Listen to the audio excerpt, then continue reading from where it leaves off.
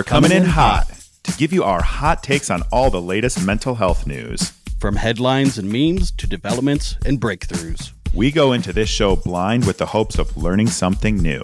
Before sharing some bunny hugs. And leaving with our eyes wide open. I'm Nick. And I'm Todd. And this is Mental Health Headline Hot Takes. We're glad you're here. Welcome, everyone. And we are going to determine who gets to decide, once again, if they want to go first or pass the baton. And are we going to do 2 out of 3 again, or do you want to just do one? Maybe let's just do one. All right. We'll see how that goes. Rock, paper, scissors. Winner gets to either go first or defer. Ready? Yeah. Rock, paper, scissors, shoot. And you beat me again. What you got. It was scissors. Oh, you beat me again. I want you to go first this time. Oh, okay. You're a Cubs fan. No, not a Cubs fan. Well, you might be a Cubs fan. I am a Cubs fan. You're a Bears fan. I'm a Bears fan. So the Bears are done. It's interesting because as we record this, it's probably, playoffs are going on. So yeah, we'll see. Hopefully the Lions are still in it. We can hope. So my story today is related to Chicago, which is where I'm from. And it's from a story on MedPage Today about public health policy. And it's called Overhauling Our Mental Health System with Eric Reinhardt, who's a medical doctor. And he discusses the need for Chicago's new program policy called Treatment Not Trauma. Now, this is... I'm intrigued. One of the big programs that our mayor, who's been mayor about 8 months now, Brandon Johnson, full disclosure, I worked on his campaign in Chicago. I met him and got to share, my thoughts about Chicago in general, but also told him one of my big reasons for choosing to support him was because of his Treatment Not Trauma program. And the reason for that is because crime is up in Chicago, which anybody around the world knows. Now, they'll tell you it's a war zone. It's not a war zone, but it's funny because people think they're going to just get shot walking off out of the grocery store or something. It's not like that. But so more police in jails. More police in jail. Right. Gotcha. And so he ran on the program of Treatment Not Trauma, and it was an initiative that's been years in the making in Chicago. Our last mayor talked about it, didn't do anything about it. And it's basically an agenda to build non-police crisis response systems in Chicago and reopen the 19 community mental health care centers is what I meant to say. It's to open 19 of those because over the last 20 years or so, they closed 14 of them.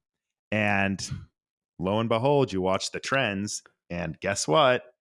Those close, crime goes up. Maybe it's a coinky-dink, but I don't know. So as I said, this was one of the big reasons that I supported Brandon Johnson.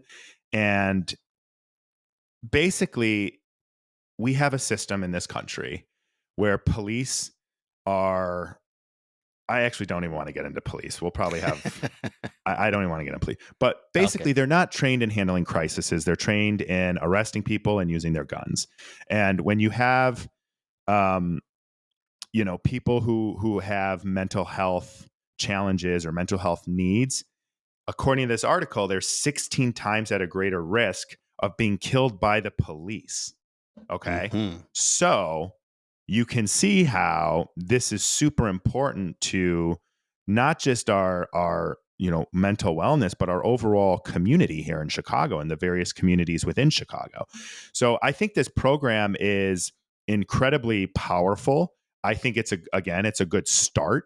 I don't necessarily think that it just stops at opening up these 19 mental health service government facilities. Yeah, but it's a huge step in the right direction because we need non-police crisis responses. We need places where people can go when they need mental health support because and also not have to worry about the financial burden because a lot of the places where this crime and these violent crimes are happening and these crises are happening, they're in low income areas and people don't have access to basic human need resources, let alone mental health services. So I think this is I fully support this program. I think that if people need a place they can go when they're in crisis or they're struggling, ideally, hopefully before they're in crisis, they can find that connections and get the care that they need to preemptively stop some of these violent crimes that happen in the country or in the city and the country, but in the city. So You bleeding heart.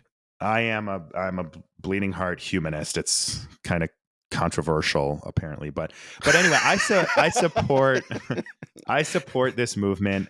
I believe that this is a long game, and I know we've talked about this before, but this is the long game, and there's already people I can already see the comments of how's your mayor doing? You supported this mayor. I get them all the time. It's Oh. like dude's been in office for 8 freaking months. He's not going to flip a switch and solve the city's problems, but he's taking the steps that he promised he was going to take. And it isn't going to happen overnight. And honestly, the campaign was well aware of this too. Like they were well aware when they were running that like this stuff doesn't happen overnight. This is something that is very, it's the long game and it's an investment in people. Yeah. And unfortunately, if he loses in a few years, that could all be scrapped and you never see the Exactly. That's the thing that drives me cuckoo with governments is that kind of that shit. And I mean, I get it. I don't know how else you have a democracy without some of this stuff, but it's like, well, people are it's impatient. good and it's working. Don't cut that, please. Yeah. And people are impatient. Yeah, that's right. So the service that he's going to be providing or helping to provide, will they work in tandem with the police or is it a whole other thing? Yeah, so they will work in tandem with the police in a lot of the crisis situations. And actually, I found this out it had to be last spring. I met a candidate that was, or not a candidate, I'm sorry. I met someone who was outside of a Starbucks and he's actually a crisis counselor that works with the police. So the police like call him. And this is in a specific jurisdiction in Chicago. Right. Yeah. Okay. And they actually have crisis counselors that they can call. The police officers can call if they need them. But just seeing more of that, I think, is going to be really beneficial. Yeah. A few years ago in my province, the cities started doing that. It's called PACT, PACT, and it stands for something police, something. And yeah, they have social workers and stuff go to some of these mental health check, welfare check things with them or mental health crises. And because same thing, I mean, we're a little less gun happy here in Canada, but I'm assuming the statistics are very similar to yours, where it's without a crisis worker, people were going to jail or getting shot or getting roughed up or whatever. And I can attest, I was well taken care of in my suicide attempt. There was 2 or 3 police officers in my kitchen holding me down, and I was trying to reach for their gun, and there was a knife and all types of stuff. And there was no mental health worker there, but luckily I was taken care of. So that's good. But I was lucky. I was also a white middle-aged guy. And I don't want to sound woke, but the one cop that was in my kitchen whose gun I did woke. Grab. Well, I don't know. I'm in the gray area. But anyway, the guys whose gun I did grab, about 2 years after that happened, he was on Facebook making racial comments about Indigenous people. And so I truly believe if I was Indigenous, I would have gone to jail that day as opposed to the psych ward and getting help. But, but anyway. Yeah, I fully, I could see that. It's, yeah. So that's just a whole other reason to have like a non-police partisan person in there. That's mental health worker Yeah. that comes to Well, crises. yeah, and that's the thing with like guns and stuff too. You just can't F around with the guns. Yeah. And I mean, even when I was in the psych ward, there was security would come, be called once in a while. Anyone that's in a uniform that looks official and has a very nice haircut, Mm-hmm. they do not de-escalate things. Just having that person in view escalates things because, people, that's It's just a human threat. nature. Yeah, it's a Yeah, it's a threat. human nature. It's like, oh God, the cops are here. Now I'm really Yeah. getting amped up. Whereas if someone's like, hey, I don't know, Yeah. I don't know what the social workers wear look like, um, but yeah, it is threatening when Yeah. law and security come to your room or to your house and they're like, yeah, banging on your door. We want to make sure you're safe. I know. It's like, It's just but anyway, so alarming. I mean, so yeah, that's cool that you have a forward thinking dude like that. Sorry, am I yeah, rambling? no, he's Okay. probably the most progressive mayor. I mean, the system will probably eat him, chew him up, and spit him out. But yeah, you can just tell, and just from meeting him and stuff, his heart's in the right place. It's just whether or not he can follow through when everything's against him. Right. Okay. You ready for All right, mine? on to the next. Let's go. Okay, this was in sciencedaily.com and again I couldn't find the author of it. But it was a study out of University of Texas Sounds at like it's more Austin. fake news. It's fake Just news out of kidding. Texas. It's caregiving can be stressful, but it can also lower risk of depression. Becoming a caregiver to an aging parent or spouse can be stressful, but a new study is questioning the idea that family caregiving is also a risk factor of depression. The study published in the journal Advances in Life Course Research found that depression in adult caregivers is mostly driven by having a loved one experience serious health problems, while becoming a caregiver is associated with fewer symptoms of depression. Hmm. So, this assistant professor in the Department of Human Development and Family Sciences, who is the author of the paper, Sao Huang Han, I have no idea if I said that right, found that adult children become more depressed as their parents age, but there's no proof that actually becoming their caregiver is actually more depressing. So it's actually there's sorry, I'll keep going. Rather, I found this is a quote. Rather, I found that caregiving alleviated the extent to which adult children become depressed in response to their mother's health problems, suggesting that there may be something protective about being able to help others we care about. So, actually, caring for people you love is not depressing, apparently.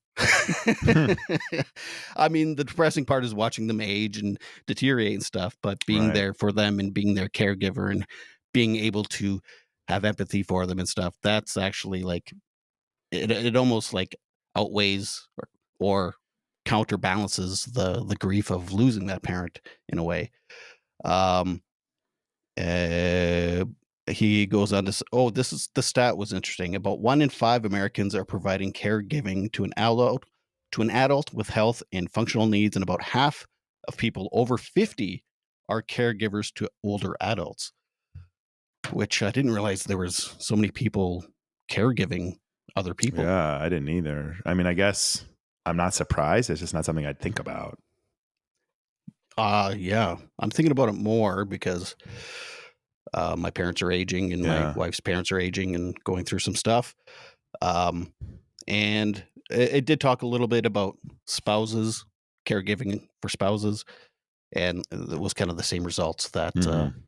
um, you know he called it depressing watching them age and stuff. I Hmm. think that might be more grief Right. than it is Yeah. depression, um, but Well, the fact I that think they can, like, grief can cause situational depression, right? right, yeah, Yeah. exactly, yeah.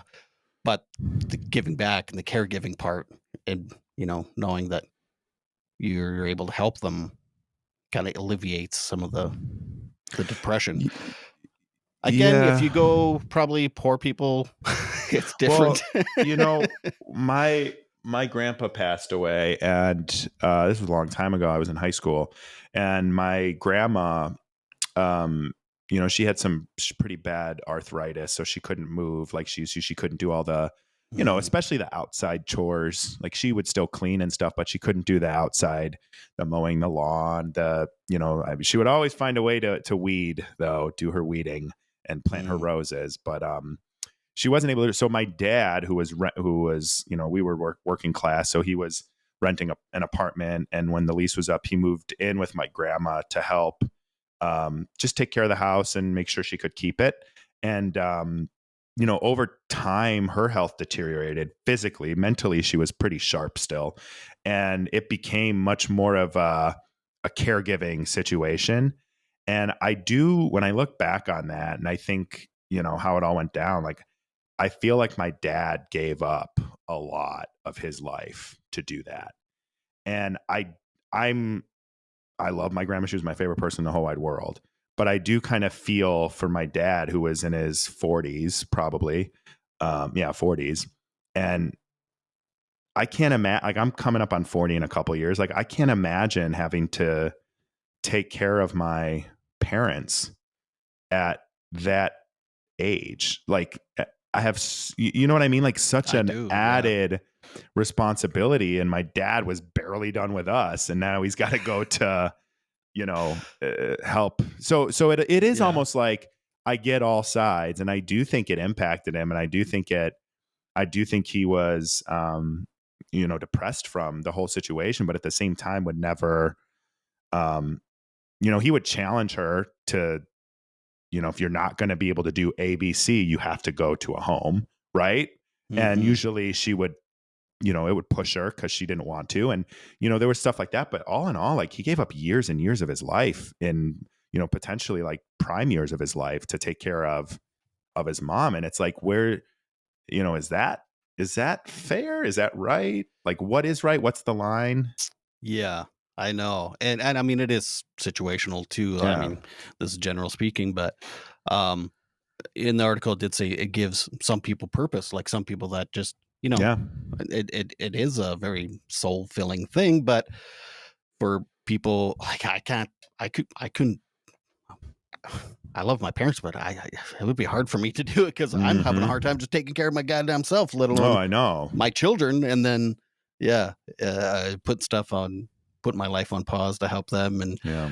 ooh, yeah. So, but yeah, and then you think of like places like Italy and France, where it's like multi generations are living in the same Yeah. house, and it's just they're all taking care of each other, and how lovely that is. And Yep. some of the more poorest countries in the world are actually some of the most content because Yeah.